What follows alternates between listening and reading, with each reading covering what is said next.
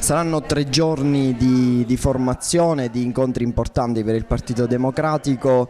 Una sintesi e quali sono gli obiettivi che vi ponete dopo questi 3 giorni di importanti confronti? Noi nel territorio abbiamo decine e decine di giovani dirigenti che sono segretari di circo, che sono amministratori, che sono consiglieri comunali, sindaci.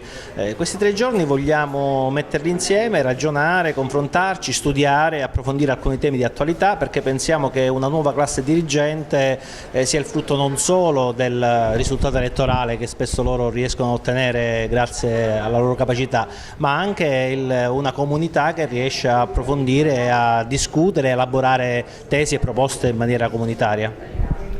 Il vostro segretario sappiamo che, tornando sull'attualità, ha rotto con Crocetta.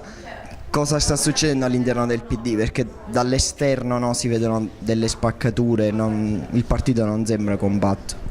Ma guardi, il segretario regionale, sulla scorta di un mandato quasi all'unanimità della direzione regionale, ha posto un tema che è quello del rilancio del governo nazionale, perché ci sembra che ci siano enormi limiti nell'azione di governo, e il fatto che debba esserci un rapporto diverso tra il Presidente della Regione e il Partito Democratico. Purtroppo la risposta che il Presidente della Regione ci ha dato è una risposta non positiva, nel senso che continua a ritenere che il sostegno del Partito Democratico debba essere acritico e non invece un confronto serrato sui temi e sui problemi che la Sicilia ha. Questo ha comportato una presa di posizione netta, che io condivido assolutamente, del segretario regionale, che dice che se Crocetta va avanti da solo in questo senso è chiaro che il PD non potrà assumersi le responsabilità che invece si vuole assumere, che è quella di governare insieme con Crocetta processi di cambiamento di questa terra.